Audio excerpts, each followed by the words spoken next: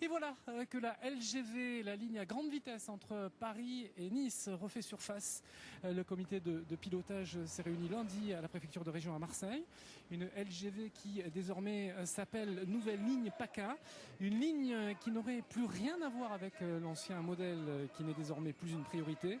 Les anti-LGV qui se sont beaucoup mobilisés, vous le voyez sur ces images, pour dénoncer l'ancien tracé, cher et destructeur en termes d'environnement, ne désarment pas pour autant. Didier Cade, bonjour, vous faites partie de l'anti-collectif anti-TGV Sud Sainte-Baume, c'est un peu long mais j'y suis arrivé.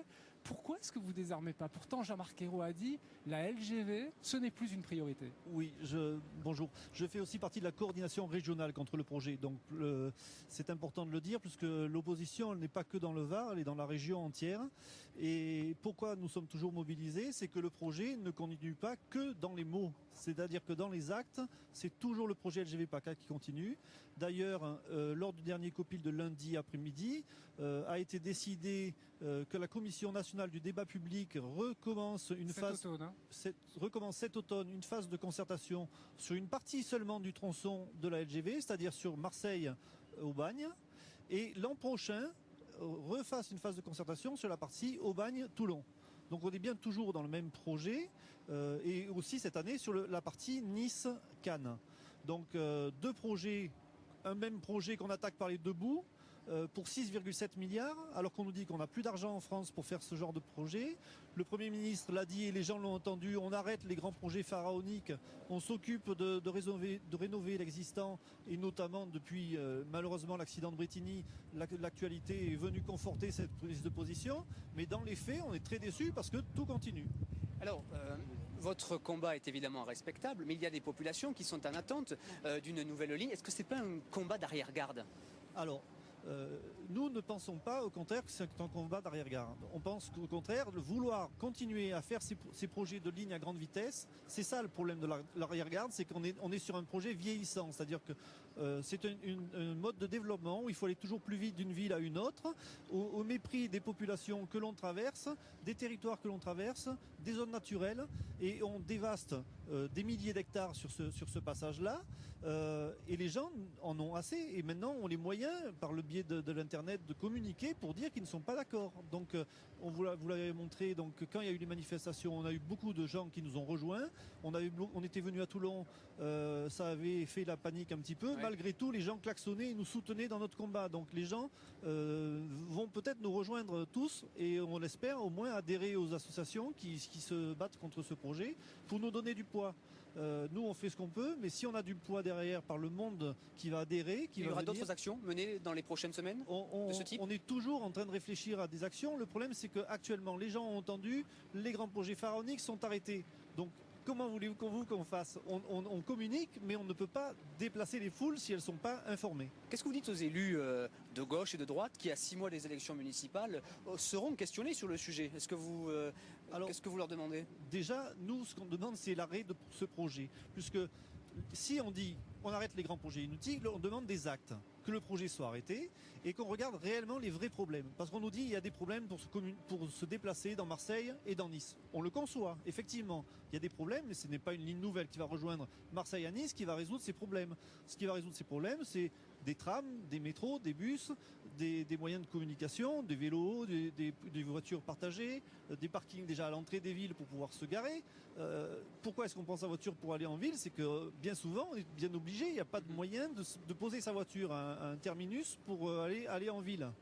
En même temps, rejoindre Marseille, Nice en train, c'est une telle galère, pardonnez-moi l'expression, qu'effectivement les personnes qui font ce déplacement régulièrement sont plus enclins à prendre leur voiture. Est-ce qu'une ligne à grande vitesse ou une ligne rapide avec une ligne rénovée permettrait pas justement de réduire à la fois la pollution, à la fois l'utilisation de sa voiture personnelle? Alors là, la ligne rénovée, on est d'accord, il faut rénover l'existant. Et là, on est partisan à 100%. Ça fait des années qu'on demande la réouverture. Actuellement, il y a une étude pour la réouverture du Carnoul-Gardanne. Il y a des lignes qui ont été fermées et on nous disait qu'elles n'étaient pas rentables. Alors la LGV va être rentable, mais il faut savoir qu'elle ne va pas être rentable. À 20 milliards, comment on peut rentabiliser un tel investissement? Pour 200 km, je crois que c'est le projet le plus cher du monde.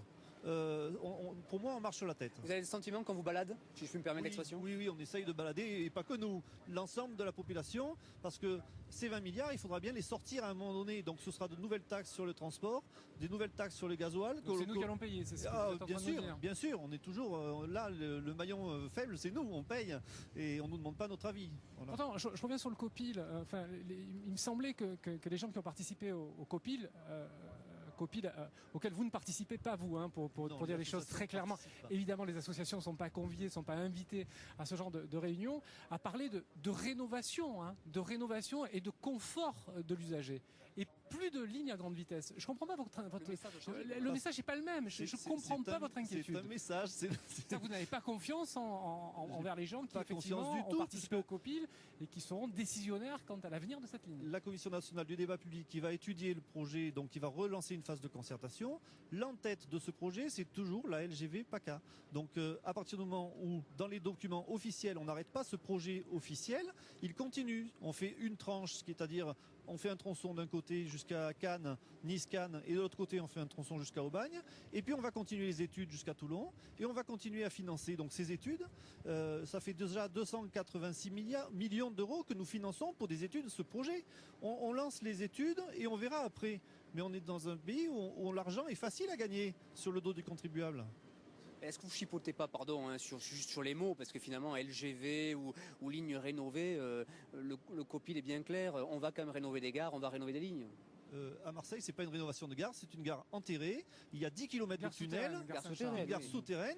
Donc c'est une gare LGV enterrée qui va servir pour les TGV. Ouais, vous supposez qu'effectivement c'est une non, parce qu'elle est inscrite comme elle est inscrite comme ceci dans les documents de la LGV PACA. Donc si on en fait un tronçon et qu'on sort le projet, moi on me dirait on arrête tout et on va faire une gare parce qu'il faut arranger à Marseille, il faut arranger le problème de la gare qui est en cul-de-sac.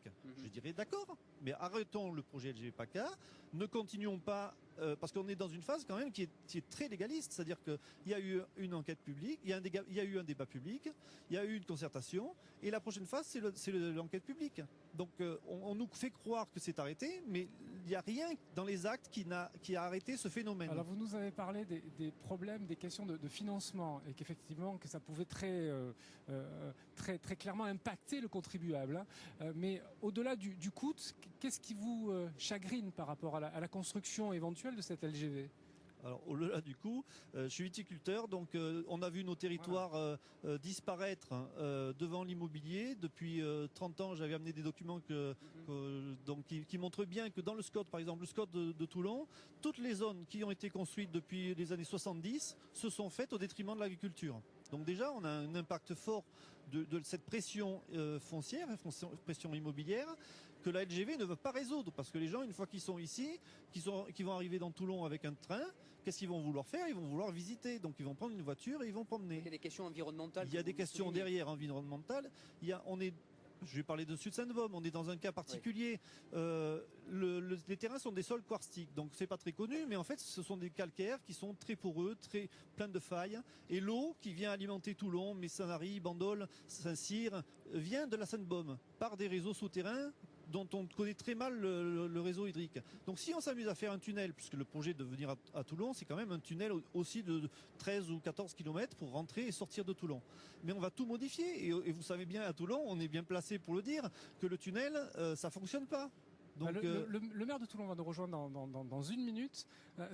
Concrètement, vous désarmez pas, le combat continue. On peut s'attendre à ce qu'il y ait des actions des différents collectifs dans la région, et c'est sous peu qui se mobilisent. Déjà, les collectifs sont mobilisés. On communique et on essaye de communiquer au maximum pour que les gens nous rejoignent, pour que le jour où on fasse une action ne soit pas un échec. Voilà.